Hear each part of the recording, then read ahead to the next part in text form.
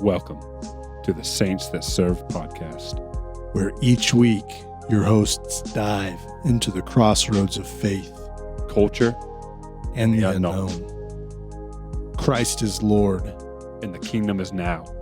We are the Saints That Serve.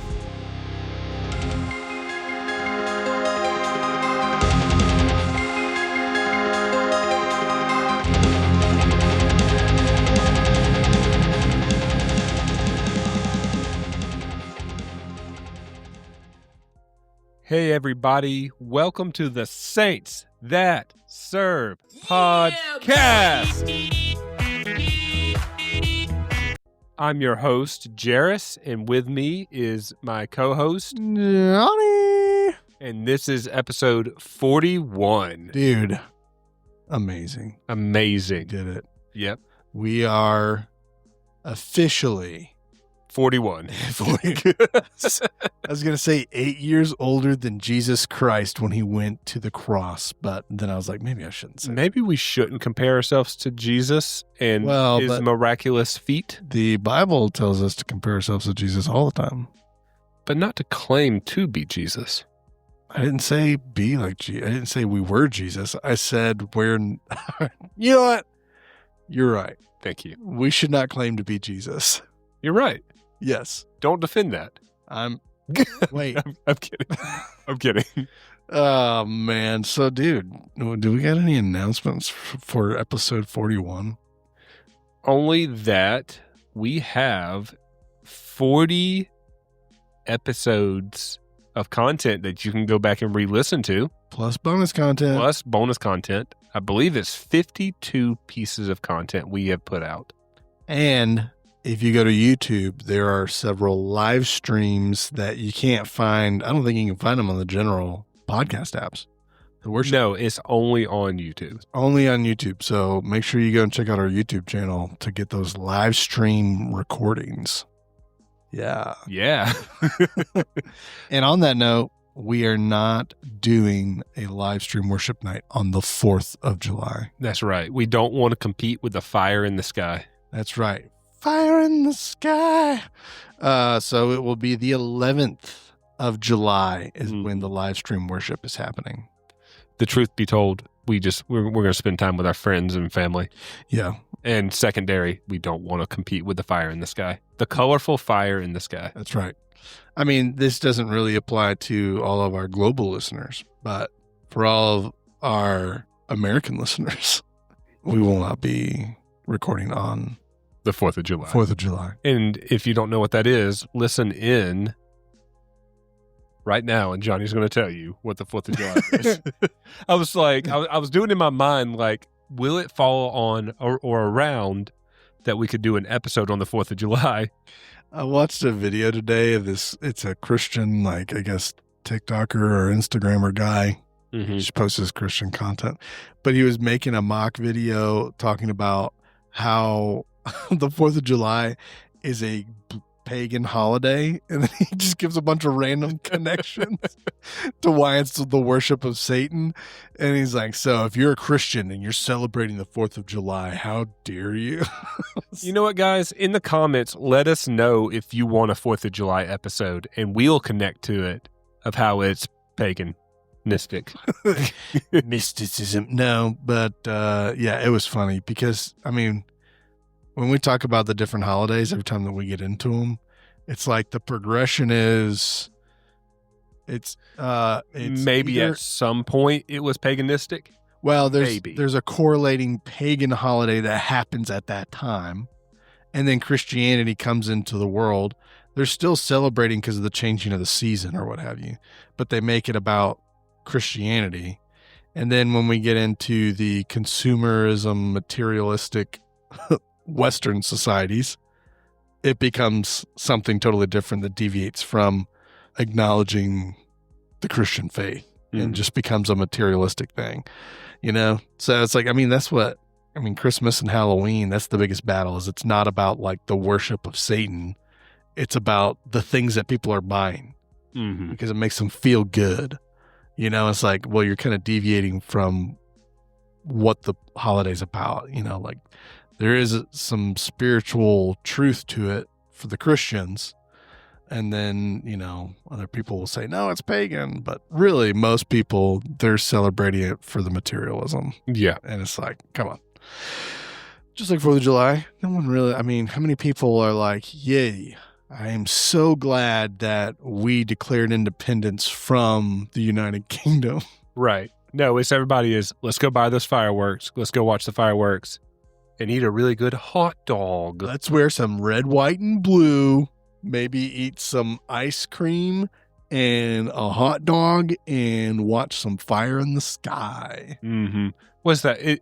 I hear it all the time. It's like, you look like the 4th of July. It makes me want to eat a hot dog real bad.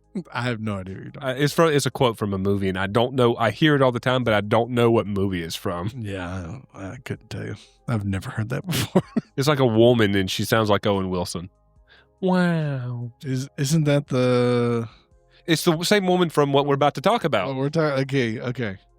That's what I was about to say. That's a great segue. That's so funny that I knew exactly who you were talking about right when you said it. Sounds like the female Owen Wilson. Oh, my gosh. All right. Well, those are the announcements. Make sure you're following us on YouTube. Actually, real quick, every Friday we pray for you. You're right. Yeah. So there you go. There's that. Now that's all of our announcements. Now that's all our announcements. If you need prayer for anything, you can reach out to us. We have an email that you can reach out to us at. It's saintsthatserve@gmail.com, or you can message us through any of our socials, or there's a direct messaging link at the bottom of the show description. And that's if you want to keep your prayer requests private. We don't call them out. We actually just sit down and personally pray for you in that moment on Friday. Correct, Mundo. It's never brought up on the show, unless, I guess, if you specifically want us to call it out, but we don't typically do that. So yeah. So reach out to us if you need prayer. Worship night is on July 11th.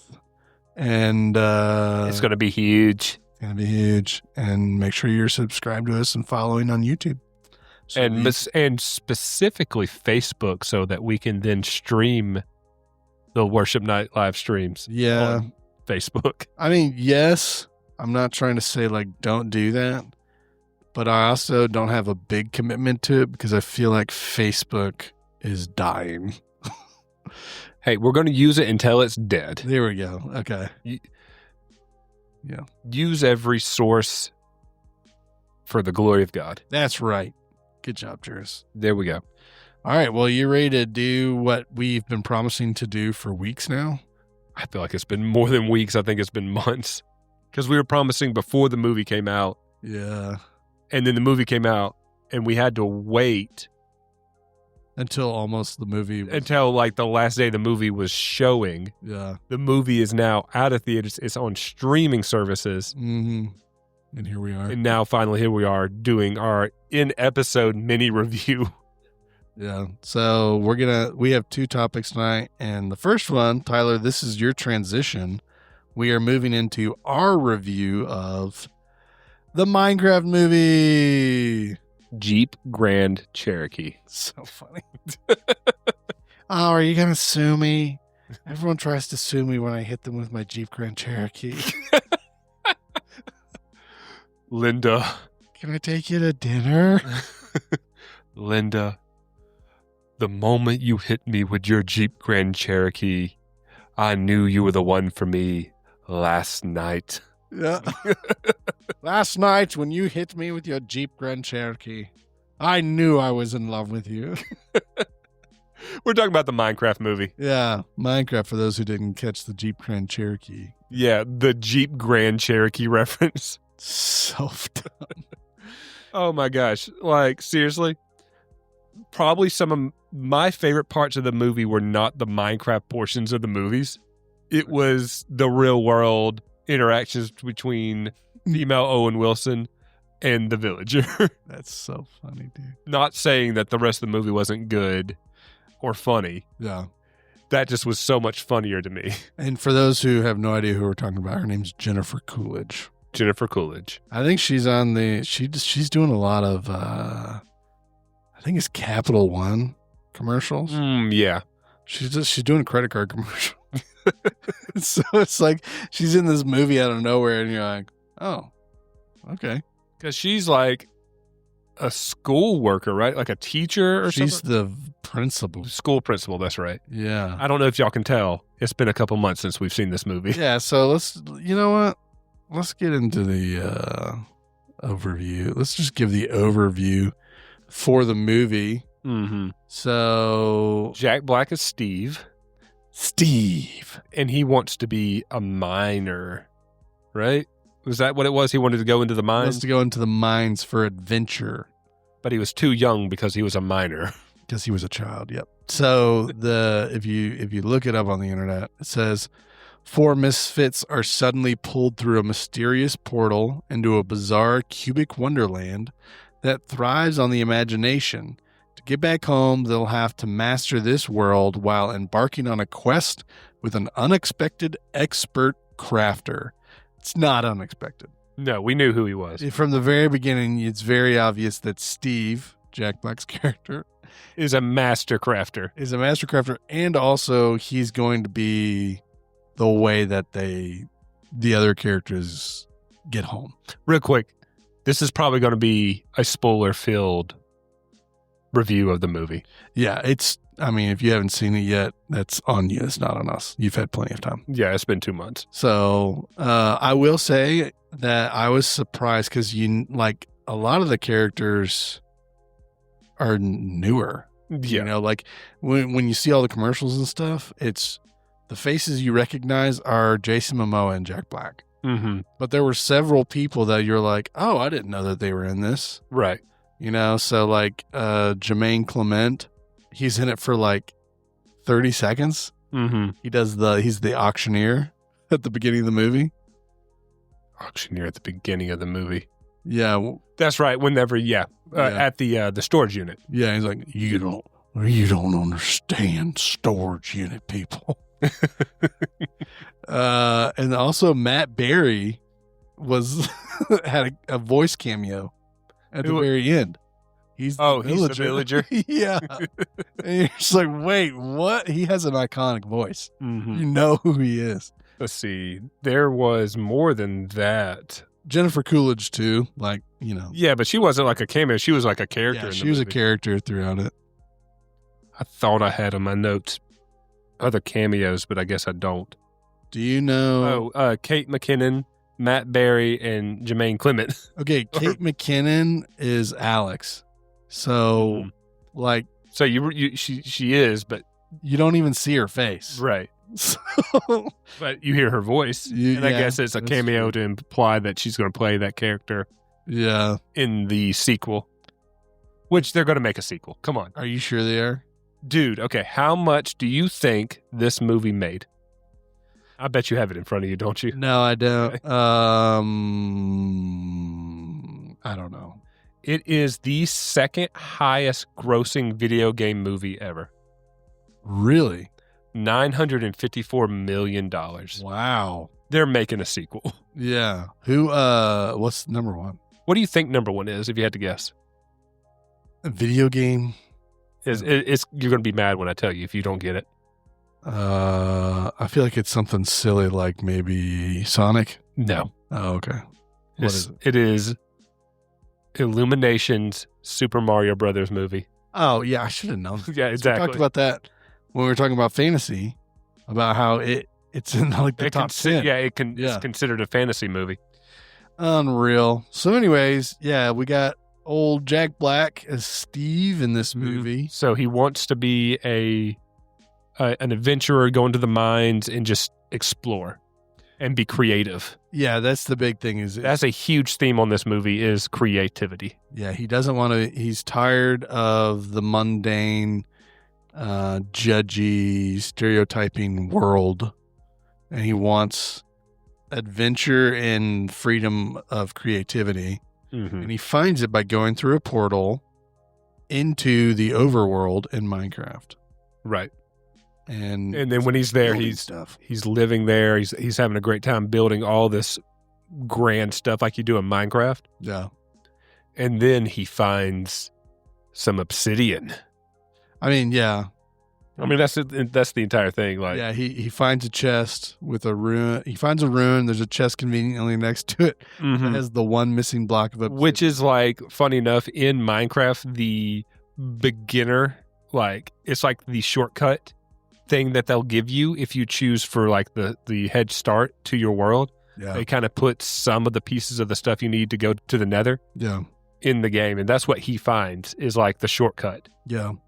Yeah, it was interesting how they pick and choose like what they put in the movie as far as updates to the game. Yeah. So like some things are very like old school Minecraft, and then it's kind of littered with newer stuff from different updates. But it's not I would say, just because of how vast Minecraft is, I was surprised how little they actually put into this movie. Yeah. Like, they don't, like we talk about, I think me and you have talked about it a lot, but it's like they put, like in the game, there's like a battle arena and mansions. They do have the mansion in the movie, but there's the Wither, and then you said, what else is there? Like the end. The end.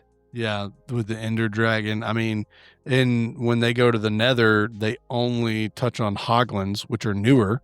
And then if they come into contact with sunlight, they become piglins, which are original. Right. You know, and so those are, and then they've got ghasts. And those are kind of the 2-ish, 3-ish things from the Nether, but the Nether has so much more in it.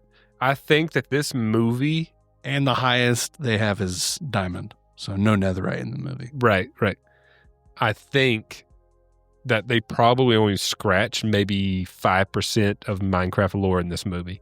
So there's so much more that they can do with this franchise. Yeah. Well, easily. Yeah, they definitely could go a lot farther. But I think that they also pulled a little bit from Minecraft Adventures, because the idea of Malgosha, like a sorceress, that's hoglin, the main villain, like that's straight up from Adventure. Yeah, Minecraft Adventure, or the concept of that, you know, like mini bosses. Because in the original Minecraft, you've got different bosses. I do air quotes for that. You can go and fight them, but it's not required. You know, so you've got the Ender Dragon, you've got the Wither, you've got the Warden, you've got the Ancient Guardian, and then there's one other one that's not big, but those are kind of the main like bosses you can go fight. Yeah. But when we were playing Minecraft, what was it called? Bedrock. No. I thought you meant what edition was it? The team, you run through different levels and fight. Why can't I? Oh, Minecraft Dungeons. Minecraft Dungeons. Thank you. The idea of like a sorceress witch like hoglin, like that. That would be more so along those lines with Minecraft Dungeons. But there's so much they can do. Yeah, a lot. So Steve is now living in the Minecraft world, and then he accidentally opens a portal to the Nether, which is where the evil sorceress lives with all her pig underlings. Yeah. And so she wants to go to the overworld. Yes. And so key character we left out, Dennis. Dennis is Jack Black's dog. And essentially Jack Black closes the portal and then sends... It didn't make sense how... He didn't close the portal. He sent Dennis with the cube. No, the Nether portal. Yeah, he didn't close it. No? Because they run out of it after Dennis and they start getting turned... That's right. That was why they didn't want to... they start turning into pigmen. Right. Or they start getting zombified, as they say in the movie. But he runs all the way through to the normal world portal. Which, the reason why Jack Black ends up in Minecraft is he finds like this thing, right? It was like this artifact. Yeah. That when he put the two pieces together, opened up a portal to Minecraft. I love how your first description is like, he finds this thing. Like, how else would you describe it? Yeah. Well, I mean, in the movie, they call it an orb. An orb? But it was square. It's a cube. It's a cube. He's like, where I'm from, this is a cube. But anyway, Seize the round one. seize the round one. Because everything's squares, guys. Mm-hmm. So Dennis brings the orb to the real world. Yep. And then time passes. Yeah, he like throws it underneath Steve's bed in his real world house. And in doing that, the two pieces separate. There's two pieces. There's a crystal and then there's the orb.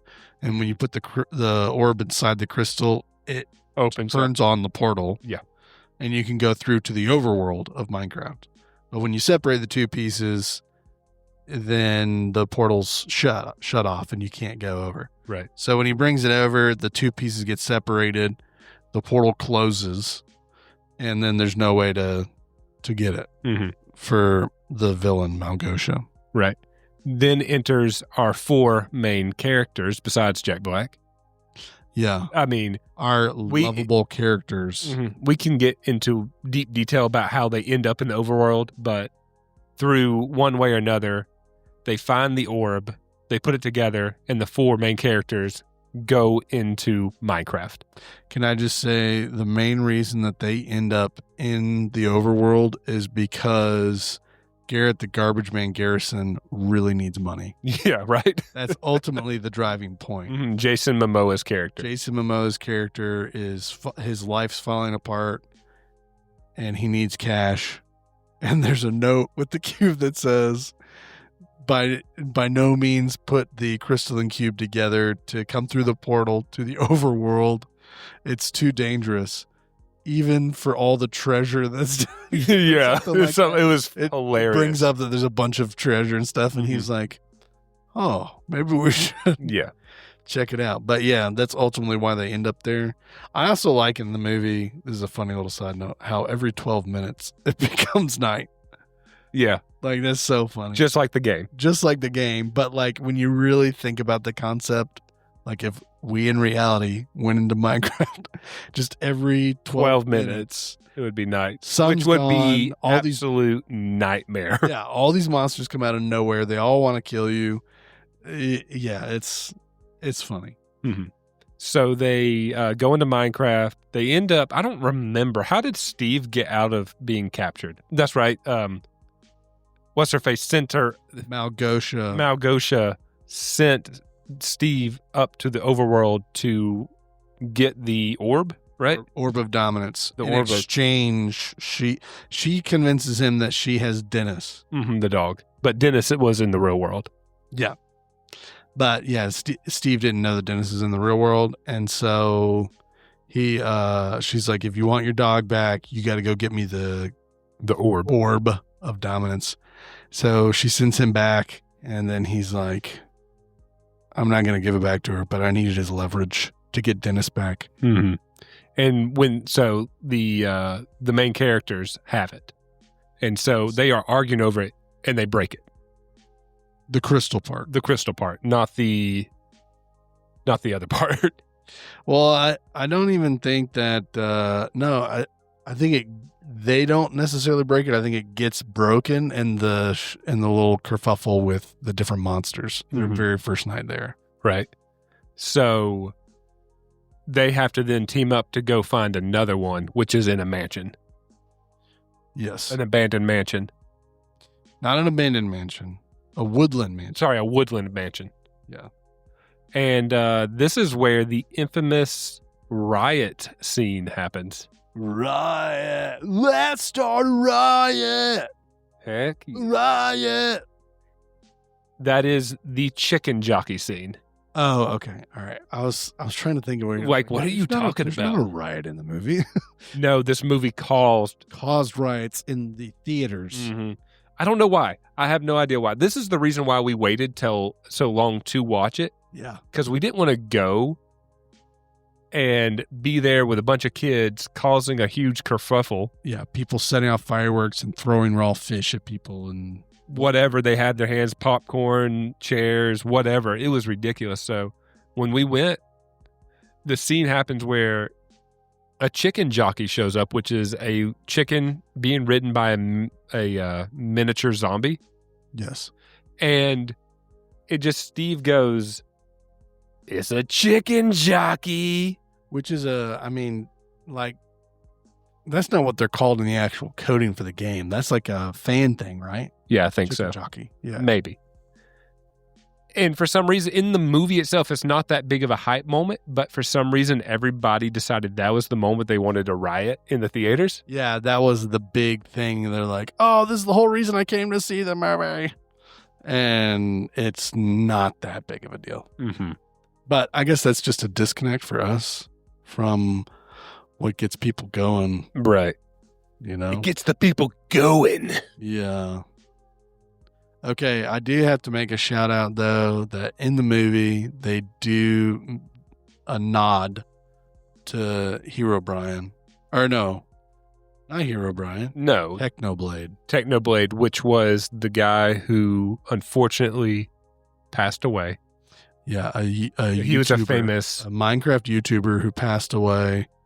They gave a shout out to his skin. So character skin. His character skin is a pig wearing a crown, and in the movie, a pig walks by, wearing a crown, and one of the characters asks Steve, like, "Who is that?" And he says, "A legend."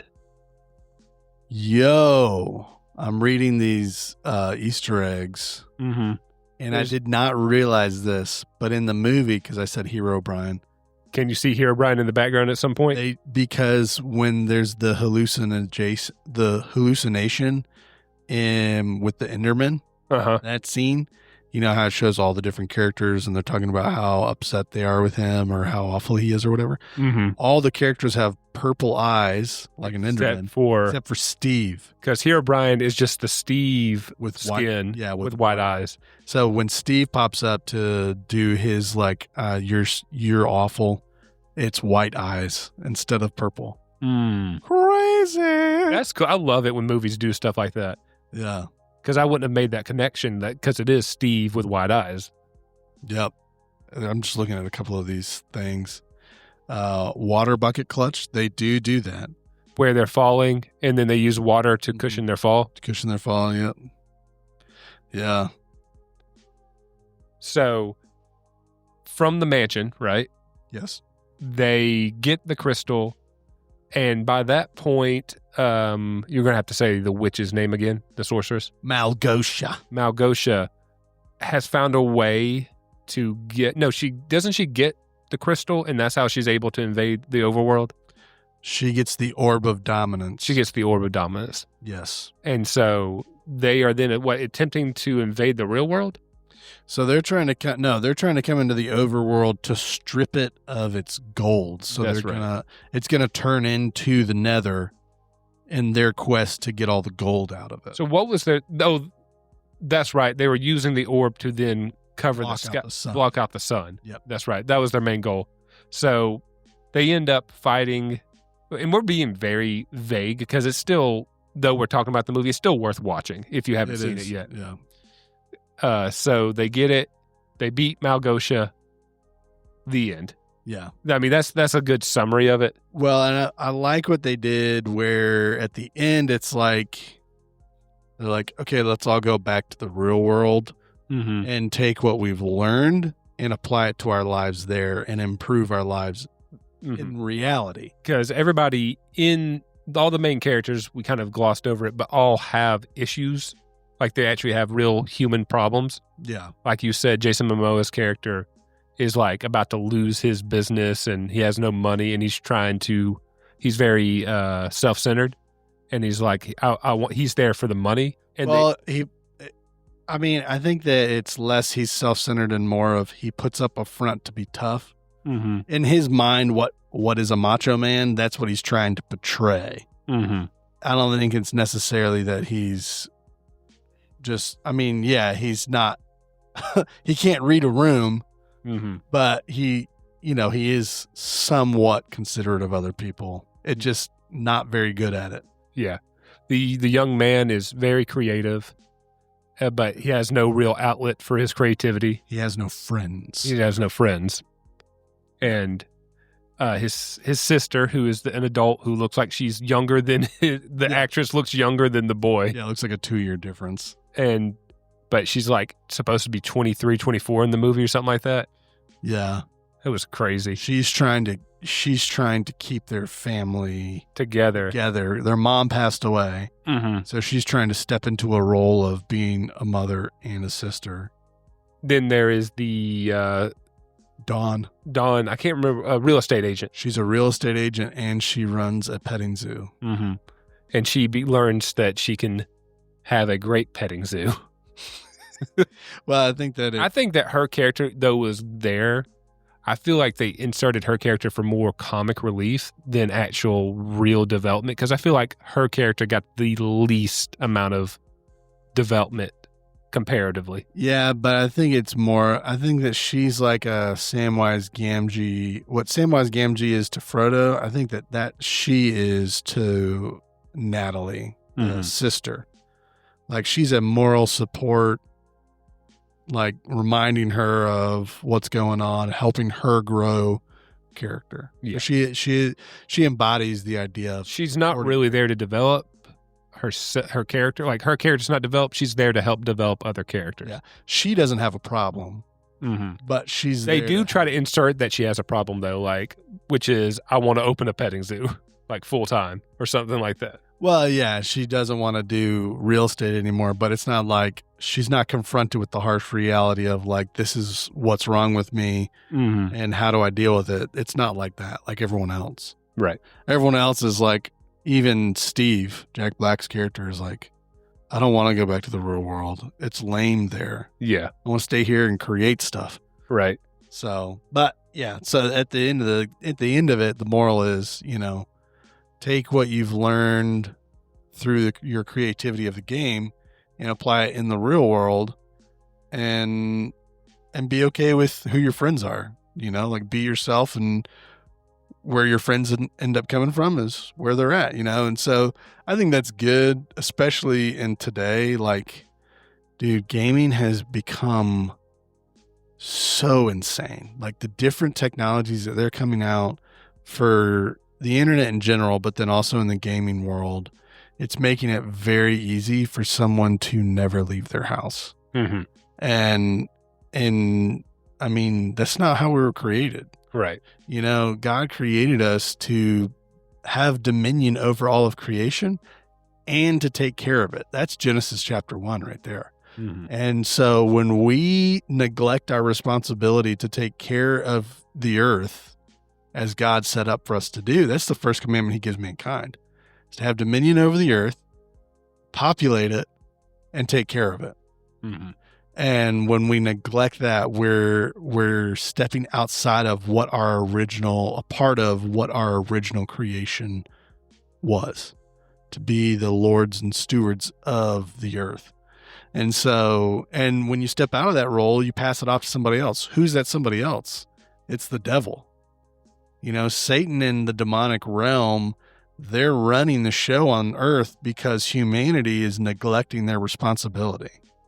And so I like that. That's what I like at the end of the movie, is they bring it back to, like, hey, you can have fun in the real world. You can have relationships and friendships in the real world. And you don't need to hide in this fake world. Yeah. You don't need to hide in the fantasy where anything's possible. You can make things possible in the real world. I mean, the kid makes a jetpack in the real world, like, yeah, which is a bold statement. Yeah. Saying that you can be in the real world for a movie based off of a video game. Yeah. Which is like their selling point of, like, come play our game. But their message is you don't need to be in our fake world game. Yeah. So what did you think of the movie? Overall, I enjoyed it. I think that they did a good job. Yeah. So my biggest complaint going before seeing the movie, based off the trailers. What did you think of the movie? I thought it was good. My biggest complaint is... Well, I want to say this. Okay. Is that it was doing in the trailer the thing that I felt like it thought its audience was stupid.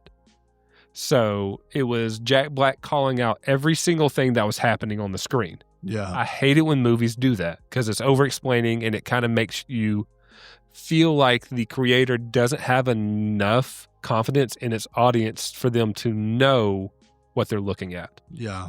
So it's like, in my opinion, going in was, who was this made for? Because is it made for the fans? Because it was made for the fans. Yeah. Or is it made for people trying to introduce them to Minecraft? Which I don't think that was the part of it. See, I didn't interpret it that way. I know that's how you see it, but especially watching the movie. Oh, that was my point I was going to get into. Okay, go ahead. That doesn't exist. That's not a problem at all in the actual movie. It's like every moment in the trailer where he calls something out was pretty much spread perfectly throughout the movie. It's just, it was annoying when it happened back to back to back in the trailer. Yeah. It's kind of like a call out, like, look what we've got in the movie for the commercials. But yeah, in the movie, every time that happens, to me, it's a veteran player giving a quick rundown of the game to a new player. Right. And rather than them, because in Minecraft, he was explaining it to the people there, yeah, not to the audience. Yeah. And the original way that Minecraft was set up, the essence of the game is you have no idea what is going on. You literally figure everything out on your own. They added it in later that you could figure out, like you had like all the recipes and you just had to find everything. Before it was like nothing. You just like figure it out, and everything was figured out through community. Yeah, so like in the original game, you didn't know how to make a pickaxe. You just had to get random materials and start placing things in your crafting bench, and hopefully it did something. Yeah, when you find the right schematic for the crafting bench, it will show you, here's what you made, and then you can craft it. But now, they've got schematics. It's more user-friendly for a younger gaming group. Yeah. But yeah, in the original, it was very hard to play, because you had to figure it all out. And that was kind of the lure of it, I guess. Like finding out new things. Yeah. So yeah, for me, I really, really, really like the movie. Yeah. But there was no snow golems in it, so 0 out of 0 stars. No snow golems. Like, seriously, that really actually disappointed me about the movie, because that is my favorite creature in Minecraft. Yep. It's snow golems. No snow golems at all. I don't even remember seeing any snow. Yeah, they never went to anywhere with snow. Yeah, I got they really didn't go to a snow biome. No, I got really excited because they did like a pan and they showed a snow biome. Yeah, but they never went there. Yeah, they never. So it's fine. It's mostly a joke, but it's like, y'all better put a snow golem in the sequel. Yeah, I think it's funny though at the beginning of the movie how one of the first builds that Jack Black's character Steve does is a wool house made out of pink wool, which is like the hardest sheep to find. Right. A pink sheep. Well, he probably dyed it. Well, no, I mean, that's just it. Like they suggest that because there's a pink sheep right at the portal, that he made an entire house out of wool from the sheep. Yeah. That's funny. And it's just like, what? I wanted to say real quick, this movie was made by the same guy who made Napoleon Dynamite, made by the same guy who made Nacho Libre. And just like those two movies, this movie is incredibly quotable. It is, yeah. Jared Hess. He also brings tots into the yeah, he does. Which is funny because I don't know if he actually did, I was thinking, is that a thing he does for all his movies? I don't remember if there was any tots or not in Nacho Libre. No, there's no tots in Nacho Libre. So it was a callback to Napoleon Dynamite then. Because it was a tot shooting gun, right? Like it was a little blaster that shot tots. Well, yeah, in the beginning, she makes him a tater tot pizza. That's right. To take to school. His sister makes the main character a tater tot pizza to take to school, and he's like taking it with him, and he stops at... That's where he meets Jason Momoa. He stops into Jason Momoa's store. And he's like, and Jason Momoa character's like, taking a tot pizza to school? Lame. You can just leave it here with me. Yeah, he starts eating it. But yeah, it's some of the leftover tater tots from that is what he has in his pocket, conveniently. And he makes a tot gun. So, which you can't make in the... Minecraft. That was there was a few Minecraft game breaking moments where you wouldn't have done this in the game. You can't. But it's still fun. I guess maybe that's a call out to mods, possibly. Maybe. Because another thing that I'm pretty confident in is the Shoes of Swiftness. When they put it on the Iron Golem. You can't do that. Make it fast. You can't do that in the game. So it'd be great if they added these things in after the fact. Yeah, which I do wanna say Jared Hess did a good job, like Yeah, for sure. actually connecting with the audience by throwing in a ton of Minecraft stuff. Mm-hmm. You know what I mean? Like some movies today that are based off of other things, they have like minor things that link it to the original source material, but it's its own thing. It is the source material mostly in name a lot of times. Yeah. And it really doesn't actually follow that. Monster Hunter did that. Resident Evil did that. There's several video game movies where they're just like, how do we do this? You know, and they don't know, but you can tell Jared Hess was a Minecraft fan. Yeah. These movies, when they are based off of something, are always the best when somebody who knows the source material and is a fan of the source material is adapting it. Yep. So, do you want to guess what the Rotten Tomatoes rating is? It's high, isn't it? It's like 85. Yeah, popcorn meter's 85, but tomato meter is It's like a 48. It was low on tomato. Okay, so what we're talking about is the critics scored it a 48. Audience, the fans, scored it an 85. I want to know who these critics are because they get so much wrong. Yeah. So many movies wrong. I go and I like to look at scores, but I will reference critics, but always gauge the audience. Yeah. That's always your best bet to whether or not you're going to enjoy it. Like if you're looking at a Marvel movie, critics are watching a Marvel movie to make money. Audiences are watching a Marvel movie because they're fans. Yeah. At the end of the day, what matters is the fans watching the movie. Yeah. So obviously a critic is not going to understand all the deep references that Jared Hess put into this movie and the nostalgia you actually feel from watching it. Yeah. So your favorite mob did not make it into the movie, but what was your favorite mob that was in the movie? So before I really became a fan of snow golems, I was actually a pretty good fan of creepers. Okay. I actually really liked creepers. Yeah. And I will say for being the face of Minecraft, they weren't really in the movie as much. Like as a enemy, they just kind of showed up as almost a gag a couple of times. Yeah. Like the time whenever, was it Jason Momoa's character? I think he was at night in the woods, and then just the creeper kind of sneaks up on him, blows up. That was like a good introduction. And then they go through that cave full of creepers. His creeper farm. That's right. He had a creeper farm. Yeah, that's what it was.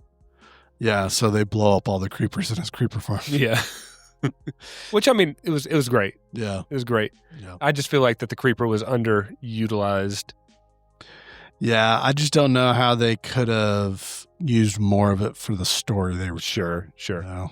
Because I guess just from that point of view, it's just another mob, a small thing to get in their way. Yeah. When the main characters are trying to reach their goal.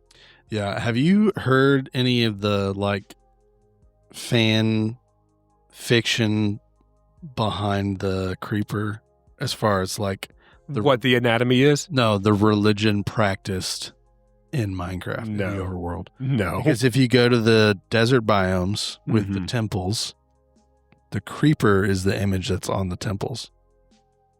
The creeper face. Mm-hmm. So, and it pops up in different places, but the creeper face is like in all these ancient ruins in the game. I do air quotes. Yeah. It's the creeper face that's on all these ancient architectural ruins.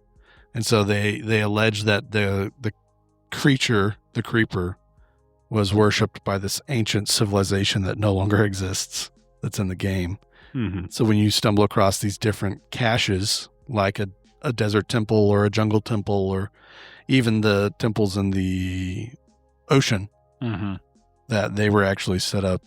So you think that these ancient people worshipped creepers? That's what the fan fiction's alleging, because there's a depiction of creepers on it. I could see the evidence there. Yeah. So, I mean, it's a fun little thing. It just adds to the lore of the game. It's like in the real world here, we see something from antiquity and all we can do is speculate, we weren't there. So we can't really without a shadow of a doubt say, like, this is how it is. Mm-hmm. All we have is whatever supporting evidence we can find to cross-reference and then speculation, So, All right, that's all I've got for Minecraft. I got one more thing. Okay. Oh, no, you've defeated me. Knife! Come here, I've got to tell you something. Do you have a knife that you're going to pull out and stab me? No, I'm too weak. Knife! You stopped me, but for real, come here and let me tell you a secret. Another knife! You are the worst. That was probably the part that, besides the Jeep Grand Cherokee, which is what made me laugh, was her pretending to be dying and she kept pulling out knives. Like, you think it's going to be a reconciling moment for the villain, and it's not. She's just bad. Like, she's just literally the worst. And he just, there's 3 moments of where she tries to stab him with 3 different knives, and he finally just I'm going to have to walk away. Yeah. That's funny. Yeah. Go now, Dennis. Change Don's life. Dennis. La la la lava. Chicken. Okay. The boys Uh-huh. were going around singing that after we watched the movie for a couple of days. And they were singing it so much. We went to a family get together with all the cousins. Uh-huh. And they instigated all the cousins to sing it with them. And all the cousins haven't seen the movie. So they have no context for what's going on. So they're all just running around, lava chicken, lava chicken, They're lava all- chicken. Yeah, they're all going around going, la la la lava, chicken. Ooh, Steve's lava chicken is. Ooh, mamacita lava, Steve lava chicken. I don't know. You know that song was considered to be a hit, like a top 100 hit for a little while.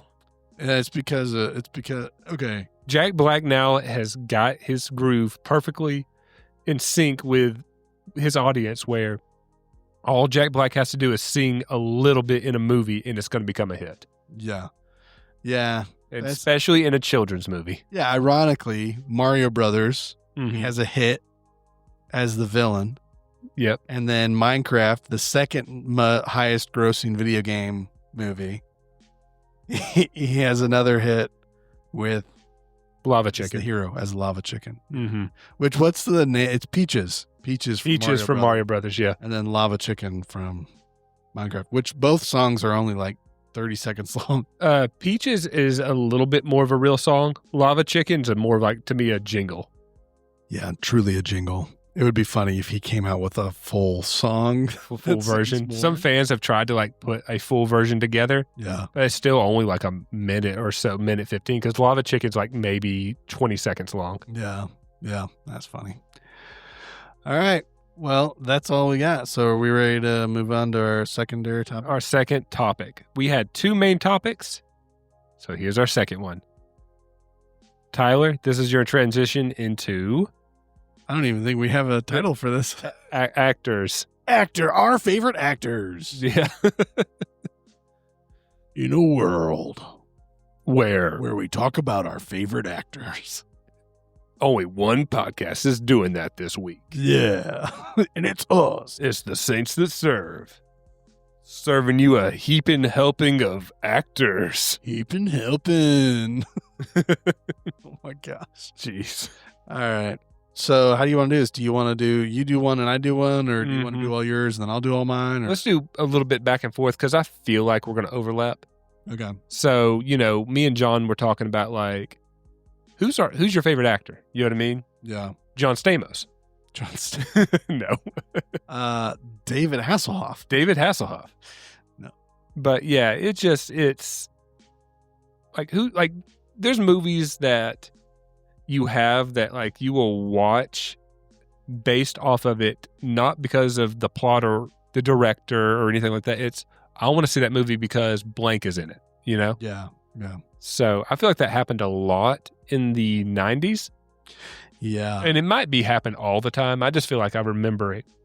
So, yeah, actors who kind of inspired us a little bit, I guess. Yeah. Or were in our lives a little bit more than others. Because that specific actor's in the film, it gives more credibility and more desire to be like, I want to go see that. Yeah, like I don't know anything else about this. Like you're not going to watch. Like, would you watch Mission Impossible 10 if it wasn't Tom Cruise? I mean, I haven't watched it. Did you watch? Okay, better example. Did you watch the 5th Bourne Identity because it was Jeremy Renner instead of Matt Damon? No. Exactly. But I didn't watch any. I mean, really? Watch the first Bourne movie. Gotcha. That's it. They get better over time. What you should have said is you should have done something with Lord of the Rings and Aragorn. Well, he was unknown in that at the time. Like, oh, but he did so good. I'm saying if they because they are okay, so they are relaunching. They're coming out with a movie, Hunt for Gollum, and they're like, "Hey, Viggo Mortensen is going to reprise Aragorn. Are you going to go see it?" And I was like, "Well, I don't know anything about the movie because it's not canon in the books or anything, but because Viggo's coming back, yeah, I'm going to go see it." You know. Whereas if they're like, "Yeah, we're getting somebody totally new to play Aragorn," you're going to be like, "Oh, I don't know. I'll have to wait and see what else comes out about it to see if I'm going to go see it," you know? I know. I get what you're saying, but I don't feel like it fully encompasses the fact that like it's a new film with a actor you like a new franchise or something to that effect. Oh, dang it. It's raining. Oh, geez. Can I just complain for a second? Go ahead. I do a lot of exterior work for my job. And it is awful right now in Georgia. And the storms that are constantly blowing through. Okay, like in Florida, it rains almost every day and everyone's used to it. There's like an afternoon shower and everyone expects it. Right? In Georgia, there's rainy seasons and then there's dry seasons. But this year, I can't even remember this year where we have gone longer than a week without rain. And it's such a weird thing to say because it's like that you do a lot of outside work. That's how you provide for your family. But it's also like a blessing because we're not in a drought. I mean, yeah, don't get me wrong. That's not a jab at you or anything, but it's just like, I get it. It's like, you need to be outside. You need it to not be raining. Yeah, dude. It's just, it feeds the conspiracy theorist side of me. Because everyone in the conspiracy camps were talking about cloud seeding and storm control when the hurricane blew through North Carolina last year. And so here we are this year in 2025. And just the sheer amount of storms that are constantly bombarding us. I'm like, dude, like, how? Because, you know, there's wildfires popping up on the west side of there were wildfires towards the beginning of this year popping up on the west side of our country. And then they Los Angeles pretty much got burned to the ground at one point. And now there's all the riots and people are setting fires for the riots and stuff. And it's like, it's so dry over there. Why can't some of this rain go over to the West Coast? And we just keep on getting bombarded with it. So I'm like, are they controlling the weather? Are they trying to make sure that rain stays away from one area so they're just shoving it all to another area? You know, I don't know. It's weird. And that's your mini cryptid corner. Yeah. The corner. Yeah. All right. Let's get back into So what I was saying before we got interrupted by water from the sky. Later on next month, fire in the sky, but that's different. Later on this month? You mean next month? That's what I said, later on next month. Oh, okay. So you compared it that it would be another movie in that franchise with the actor reprising his character years down the line. Yeah. But in this particular situation, it is a new movie with an actor you are familiar with. Okay. Oh. No, you don't. I'm not seeing the difference from the examples you gave and the examples. Okay, so Tom Cruise is in a new movie you've never heard of. You're familiar with Tom Cruise. It is not a sequel. Yeah. It's just a brand new movie. Yeah. People are going to go see that movie not for the plot, but for Tom Cruise. Yeah. I keep using Tom Cruise because he's not on my list. Yeah. Yeah, because everybody loves Top Gun and everybody loves Mission Impossible. And everybody loves Tropic Thunder. No, I'm just kidding. Tropic Thunder is a pretty funny movie. It is pretty funny. And it is funny that Tom Cruise is in it and you don't realize that it's Tom Cruise. Yeah. So anyways, what's your first actor?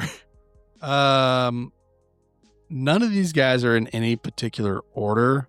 It's not like my most favorite to least favorite. That's how my list is. Okay. I think they're all pretty solid guys. And because they're in movies, I'm willing to give it a chance. Mm-hmm.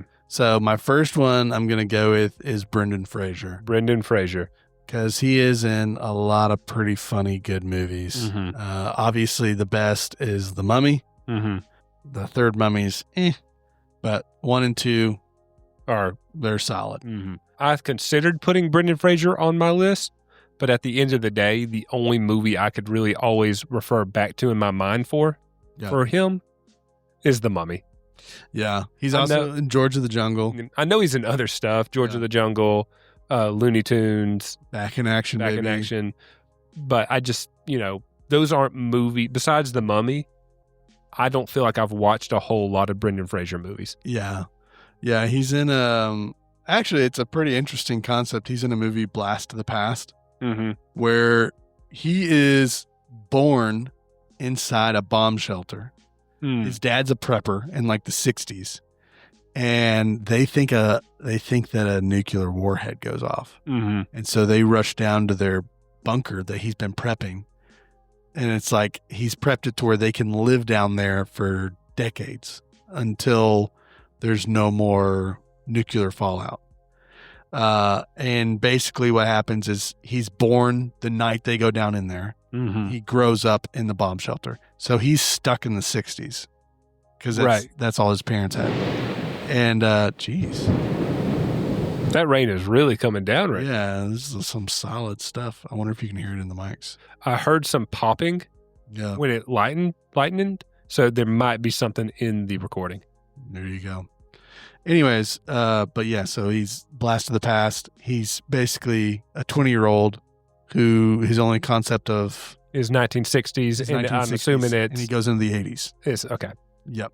Which is not that far of a difference. It's like saying that you have somebody who has 2000 culture and then comparing that to now. You know what I mean? Same situation, Yeah, but when they do the movie, it is pretty interesting to see like how crazy different it is. Yeah, of 20 years. And we experienced the year 2000 and we're here today.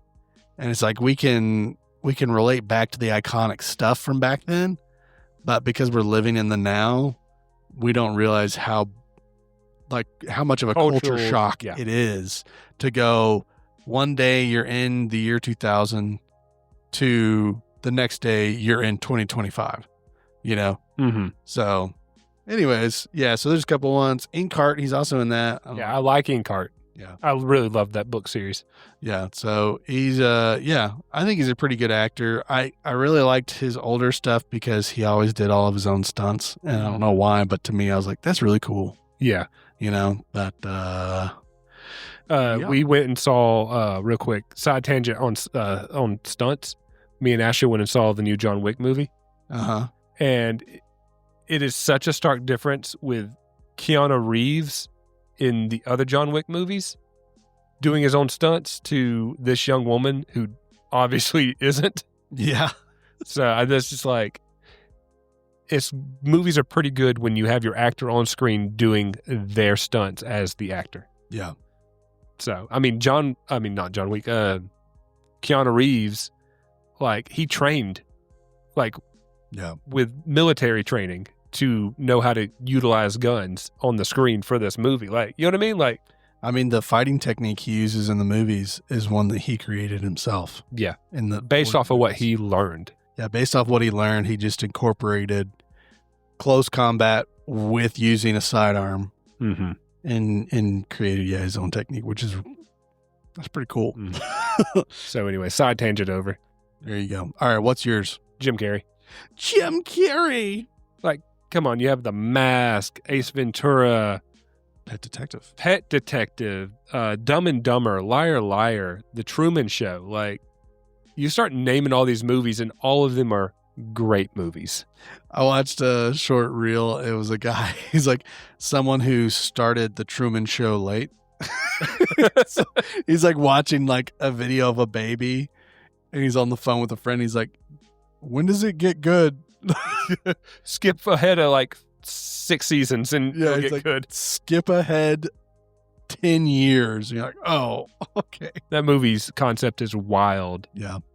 Like, Yeah, it is. I see stuff all the time, still videos of like things you didn't notice.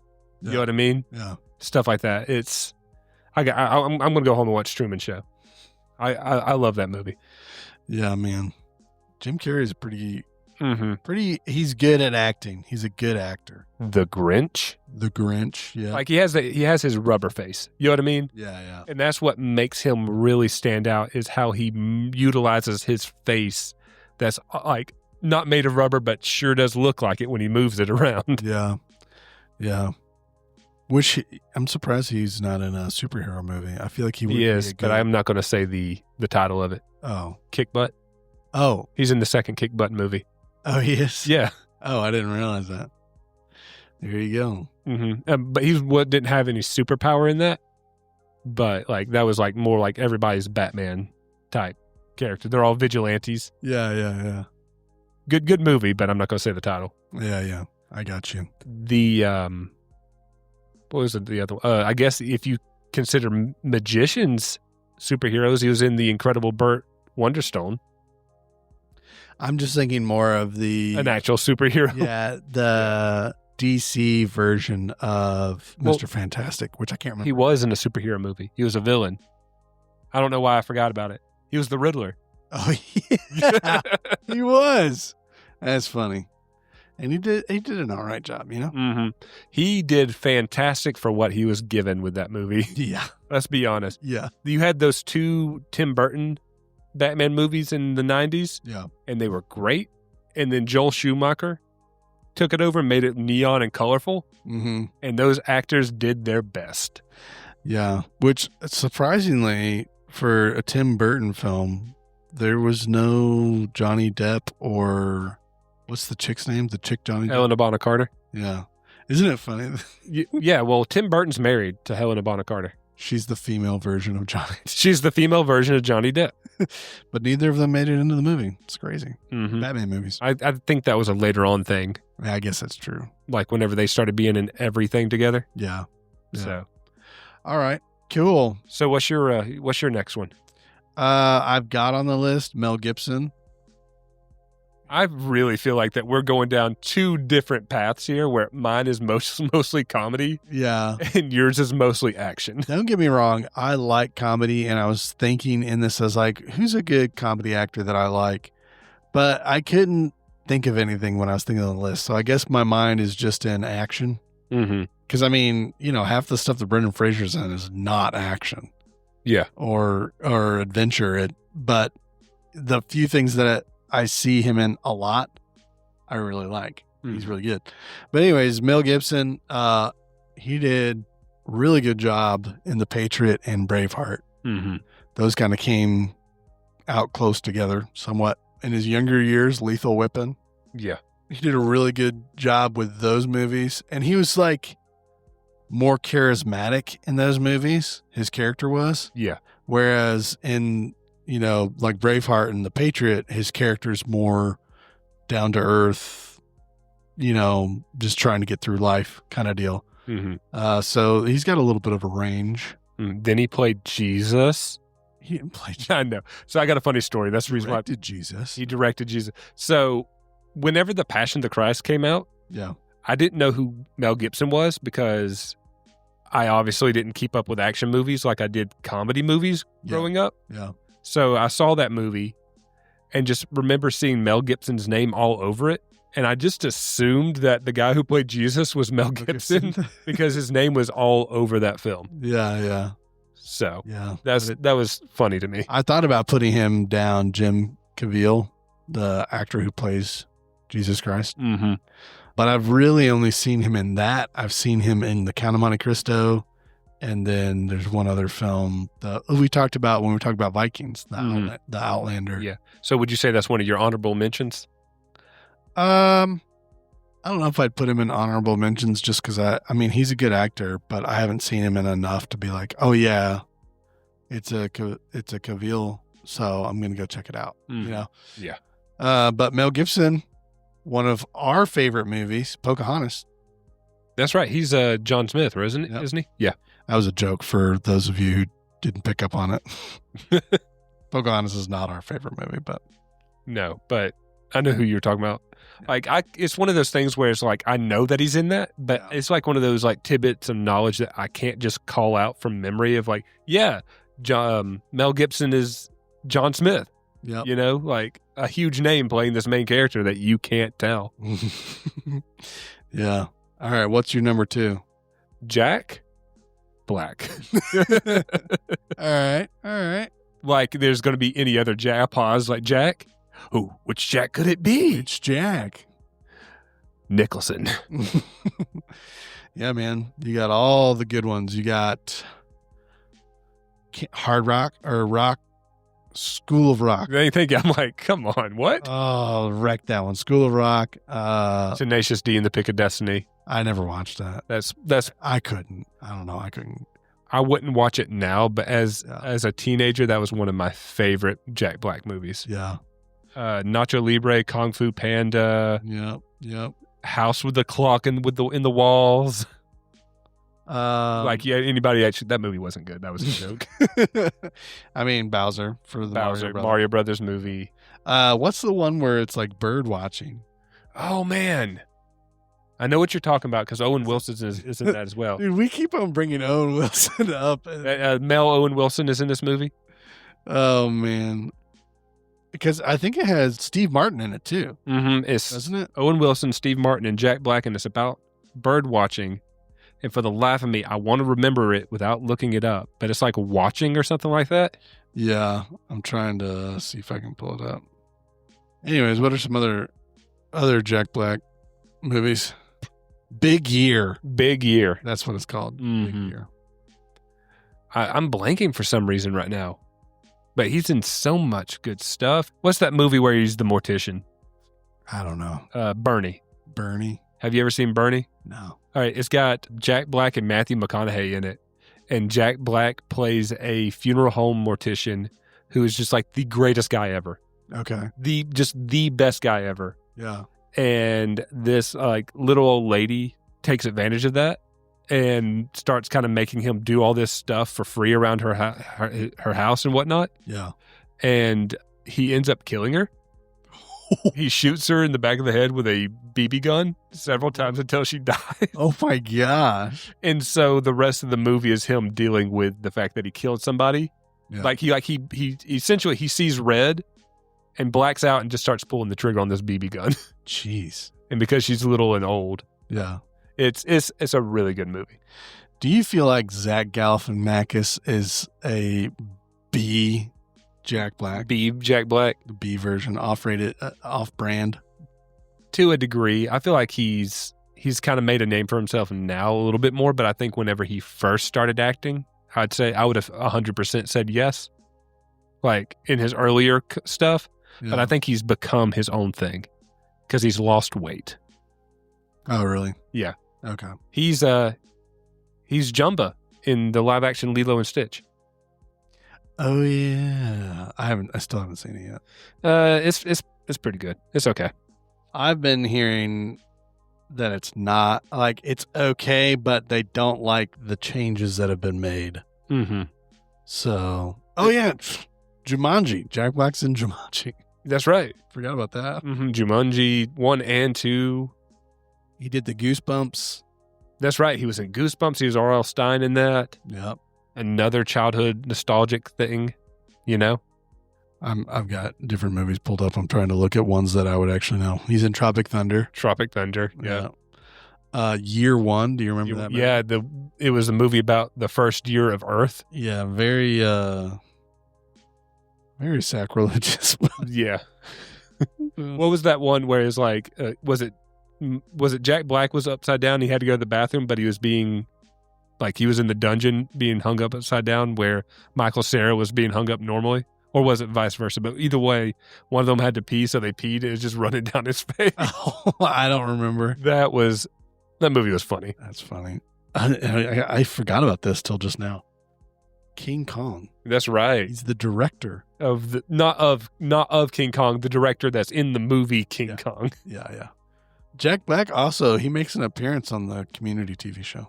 Does he? Yeah. And it's so funny. He's also in The Office.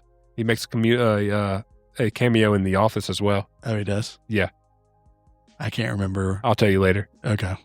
All right. It's not appropriate for this podcast, this cameo. Yeah. All right, cool. So what's your next one? Jason Momoa. Jason Momoa. Ironically. Another action. I feel like all these actors have probably known each other at one point or another. Yeah. But yeah, he's also in the Minecraft movie. Mm-hmm. But he also is in Stargate. Yep. That was one of the first things I saw him in. And then, of course, your favorite thing he's in, Game of Thrones. I have not watched that. He's just in one season. Yeah. The first season. I haven't watched it, but I hear he did good, I guess. He did good. I watched one of the earlier movies that I saw him in that wasn't a TV show was Conan the Barbarian. Came out in 2011. That was him, wasn't it? The not live action, just the remake of Conan the Barbarian. Yeah. So that was all right. And then Aquaman. Aquaman, of course. Aquaman. Yeah. He's in. Not number 2. Number 1 was good. Number 1 was good. Number 2 is okay. Dune. He's in the first. Yeah, Dune. He's in just the first Dune. Yeah, I had to think about it. And then he's in the Fast and the Furious. Sagas. But only towards the end. But they throw him in to say, like, hey, he was in Fast 5. He wasn't. They do that all the time, and especially in the Fast and Furious, is like, where I was there the whole time. Yeah. No, you weren't. Yeah. I know how movies were made. Yeah. They're trying to intertwine him into something, and he wasn't there in the past. But, so he's in a good amount of stuff. There's something coming out this year that he's in that I'm actually interested in watching. What's that? It's called Chief of War, and it's a Apple TV series. He's also in C. Have you seen C? I've seen stuff for it. I haven't watched it. That's also an Apple. On Apple, yeah. But Chief of War, the concept is I don't know if he's playing King Kamehameha, but he's playing a Hawaiian chieftain during the tribal wars between the different islands. And it's the unification of the different tribes and islands, which is what King Kamehameha is known for. Yeah. He unifies all the Hawaiian islands through conquest and creates the kingdom of Hawaii. So I would be interested to see if that's what this is that he's portraying King Kamehameha the First. But yeah, that seems pretty cool. Anyways, what's yours? Number 3. Will Ferrell. Will Ferrell. I love Will Ferrell movies. Yeah. They're funny. I don't know what it is about Will Ferrell. He's the same. He's got that whatever Jim Carrey has, where he knows exactly what he has and it works every single time. Yeah. And it's very rare that he doesn't essentially play himself in a movie. Yeah. And we love him for it. Yeah. I think that Dwayne Johnson does it as well. Yeah. But I'm kind of getting tired of it. Yeah. Yeah. I think that Will Ferrell and Adam Sandler, they know their niche and they stay in their niche, and that's why they've done so well. Elf, Anchorman, Talladega Nights, Old School, Step Brothers, Bewitched. Which one of these movies is worse than the others? I don't think I've seen Bewitched. Bewitched was like the remake of the TV show. There was a TV show in the 60s, 70s called Bewitched. Yeah. And it was kind of like, hey, Bewitched was a TV show, but the witch from it was real or something. You know what I mean? It was a joke. Megamind. Daddy's Home. Kicking and Screaming. Yeah. What's the one where he is he gets kicked out of his house and now he has to live on his front yard? Everything Must Go. I've never seen that one. It's depressing. It was Will Ferrell attempting to be a serious actor. Oh, okay. Don't you? To me, like when comedians do that, most of the time it does not go well. Jim Carrey did it in 2 movies I can call out, and they both were pretty good. The Number 23, and then I'm going to say it wrong, but The Eternal Sunshine of a Spotless Mind.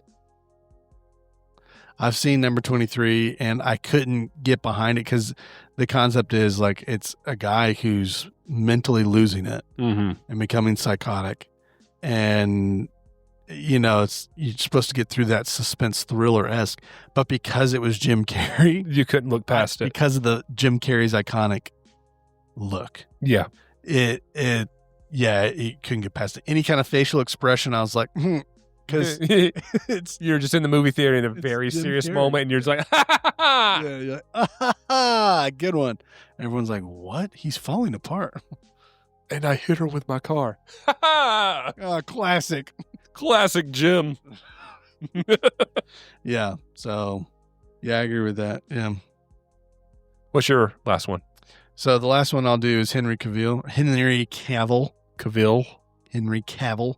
A more modern DC actor.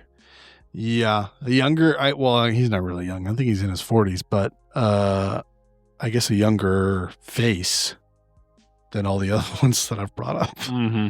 But he's in, almost everything that I've seen him in, I've liked.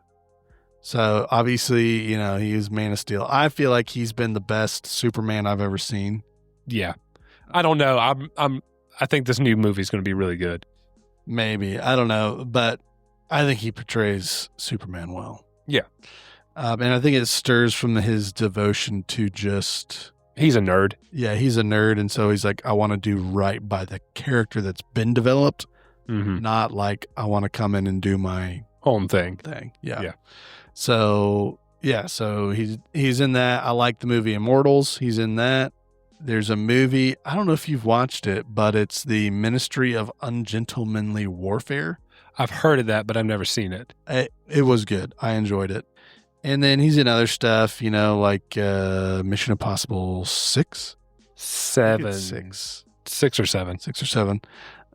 He's in The Witcher. Didn't really watch that, but everyone says that. He did a good job as that character. Yeah. I wouldn't recommend watching that show. Yeah. From the point of view of a Christian. Yeah. But him in it, he did a good job. Yeah. Anything he is in, he plays that role really well. Yeah. He was in his younger years, he was in The Count of Monte Cristo. I don't know if you ever watched that. But I have not, but I know it. He did good. Anyways, do you have any honorable mentions that you want to run through real quick? Johnny Depp, Viggo Mortensen, Paul Rudd, Chris Pratt. Yeah. Chris Pratt. I didn't put him on my list, but I should have. He does good. And another guy who I haven't seen him in a whole lot of live action, but he's got a really good voice, Andy Serkis. Mm-hmm. You see him you see him in Black Panther. Right. But most of everything else I've seen him in, it's CGI'd over. Yeah, he does motion capture work a lot. Yeah, so he's just the voice or it's motion capture. Gollum. Yeah. He's Gollum. He's Caesar in Planet of the Apes. Yeah. So that's a big thing, like people don't realize, but yeah. He does a good ape. Yeah. A good person on his all fours walking around. Yeah. But yeah, Lord of the Rings, the reboot of Planet of the Apes. There's others, but those are the two that come to mind. He's in the Venom movies. I can't remember what he does, the newer Venom movies. Mm-hmm. Compared to the older Venom movies. Yeah. And then, he's in Black Panther. This says he's in Star Wars The Force Awakens. He's Snoke. That's what it is. Yeah, he did motion capture for Snoke. Yeah. There we go. Yeah. And voiced Snoke. And voiced him. Okay. So your last one and then honorable mentions. Oh, I have a last one. I thought I did my last one already. No. Maybe you did. No, you didn't. Kenan Thompson. I'm glad I get to end on Kenan Thompson. Like, growing up, he was in All That, and he was in Kenan and Kel. Okay. And he was a huge inspiration for me to do acting-related things. You know what I mean? Okay. There wouldn't be Regal Shenanigans without Kenan Thompson, or home videos without Kenan Thompson. Yeah. This podcast probably would not exist if it wasn't for me watching Kenan Thompson. Okay. Because of that, like, butterfly effect of being inspired to be on camera or always doing something, and how I found joy in that. Yeah. It was because of Kenan Thompson and Kel Mitchell. So what was the first Kenan Thompson thing that you watched that you were like, oh, awesome? All that. It was a kids skit SNL show came on Nickelodeon, and me and my brother watched it religiously every single Saturday night. So not Good Burger? Good Burger stemmed off of all that. Oh, it did? Yeah. Good Burger was a movie because of all that. Gotcha. It was a skit in all that. Okay. And then they made that movie. So there you go.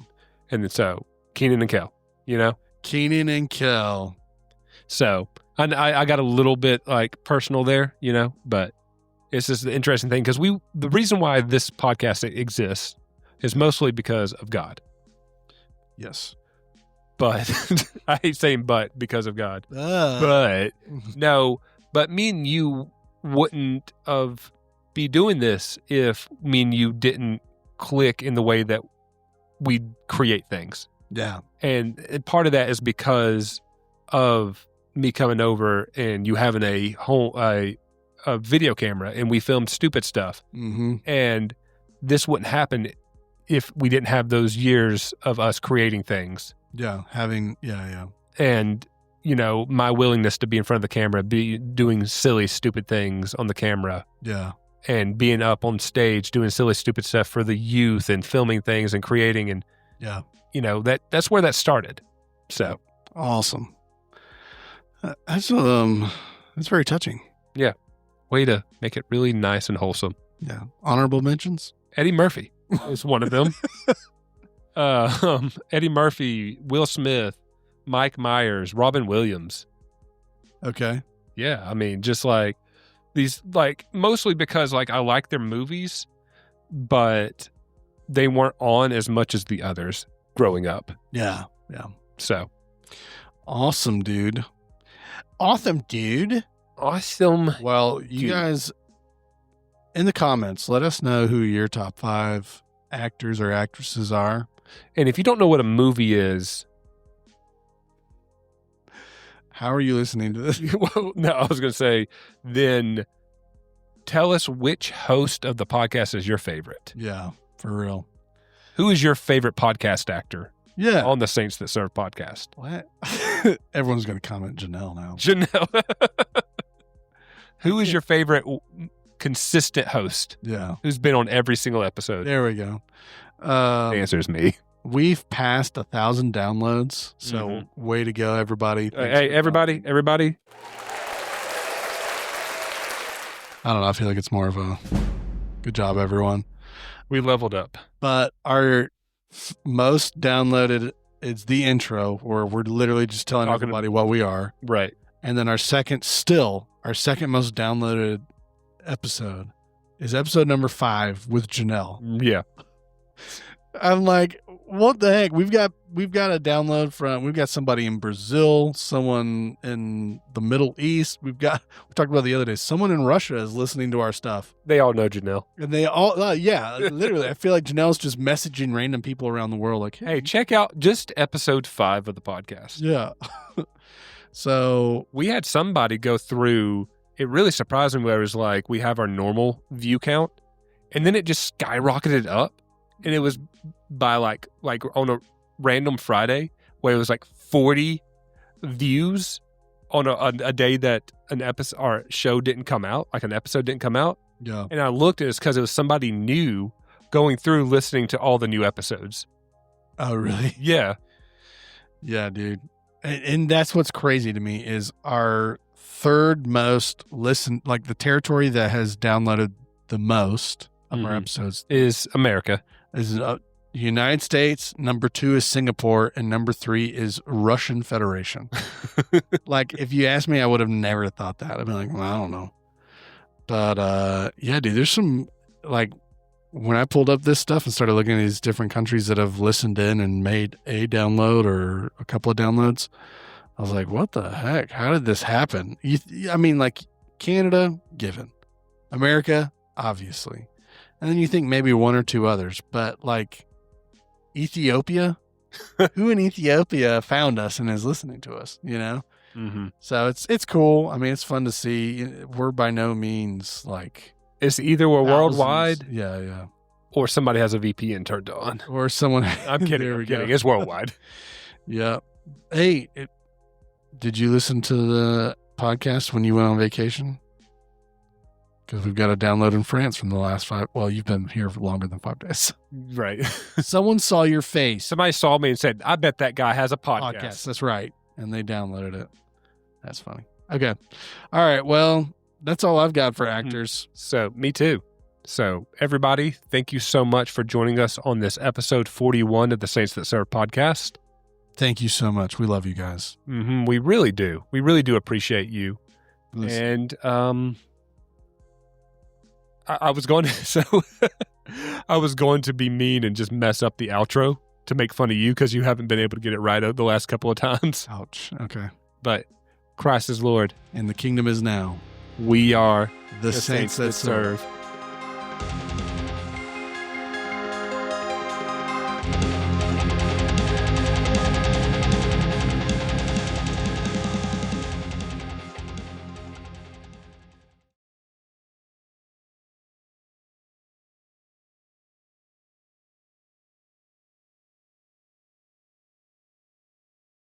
Why you gotta do me like that?